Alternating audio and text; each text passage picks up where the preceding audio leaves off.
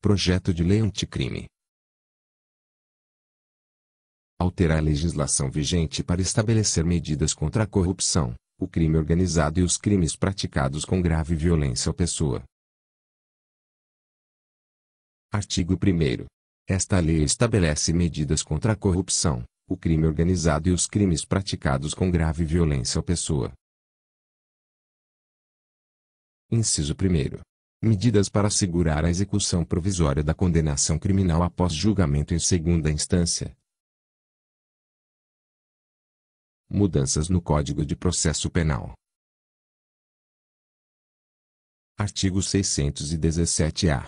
Ao proferir acórdão condenatório, o Tribunal determinará a execução provisória das penas privativas de liberdade, restritivas de direitos ou pecuniárias, sem prejuízo do conhecimento de recursos que vierem a ser interpostos. Parágrafo 1º. O Tribunal poderá, excepcionalmente, deixar de autorizar a execução provisória das penas se houver uma questão constitucional ou legal relevante, cuja resolução por Tribunal Superior possa plausivelmente levar à revisão da condenação. Parágrafo 2º.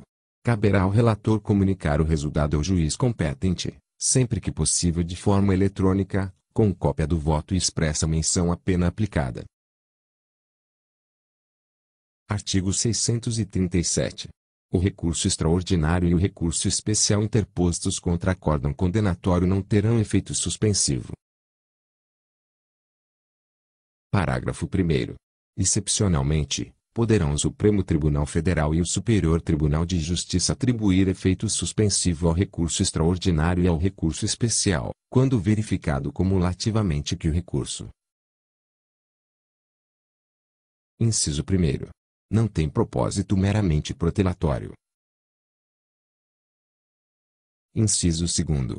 Levanta uma questão de direito federal ou constitucional relevante, com repercussão geral e que pode resultar em absolvição, anulação da sentença, substituição da pena privativa de liberdade por restritiva de direitos ou alteração do regime de cumprimento da pena para o aberto. Parágrafo 2º. O pedido de concessão de efeito suspensivo poderá ser feito incidentemente no recurso ou através de petição em separado, dirigida diretamente ao relator do recurso no Tribunal Superior e deverá conter cópias do acordo impugnado, do recurso e de suas razões, das contrarrazões da parte contrária, de prova de sua tempestividade e das demais peças necessárias à compreensão da controvérsia. Artigo 638. O recurso extraordinário e o recurso especial serão processados e julgados no Supremo Tribunal Federal e no Superior Tribunal de Justiça na forma estabelecida por leis especiais, pela Lei Processual Civil e pelos respectivos regimentos internos. Artigo 283. Ninguém poderá ser preso senão em flagrante delito ou por ordem escrita e fundamentada da autoridade judiciária competente, em decorrência de prisão cautelar ou em virtude de condenação criminal transitada em julgado ou exarada por órgão colegiado. Artigo 133. Iniciada a execução provisória ou definitiva da condenação, o juiz, de ofício ou a requerimento do interessado ou do Ministério Público, determinará a avaliação e a venda dos bens cujo perdimento foi decretado em leilão público. Parágrafo 1º. Do dinheiro apurado, será recolhido aos cofres públicos o que não couber ao lesado ou a terceiro de boa-fé. Parágrafo 2º. O valor apurado deverá ser recolhido ao Fundo Penitenciário Nacional, salvo previsão de ver-se em lei especial. Parágrafo 3º. No caso de absolvição superveniente, fica assegurado ao acusado o direito à restituição dos valores acrescidos de correção monetária. Artigo 122. Sem prejuízo do disposto no artigo 120, as coisas apreendidas serão alienadas nos termos do artigo 133. Mudanças no Código Penal. Artigo 50. A multa deve ser paga dentro de 10 dias depois de iniciada a execução definitiva ou provisória da condenação.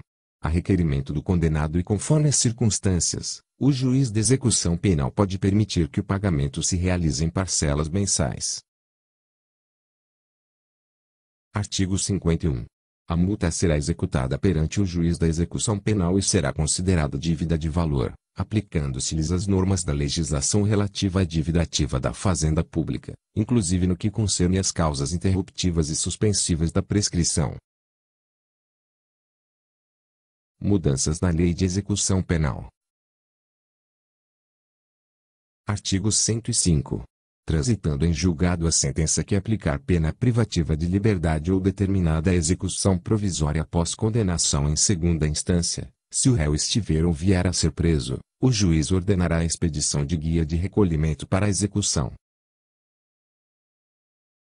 Artigo 147. Transitada em julgado a sentença que aplicou pena restritiva de direitos ou determinada a execução provisória após condenação em segunda instância, o juiz de execução, de ofício ou a requerimento do Ministério Público, promoverá a execução, podendo, para tanto, requisitar, quando necessário, a colaboração de entidades públicas ou solicitá-la a particulares. Artigo 164. Extraída a certidão da condenação em segunda instância ou com trânsito em julgado, que valerá como título executivo judicial, o Ministério Público requererá, em autos apartados, a citação do condenado para, no prazo de 10 dias, pagar o valor da multa ou nomear bens à penhora.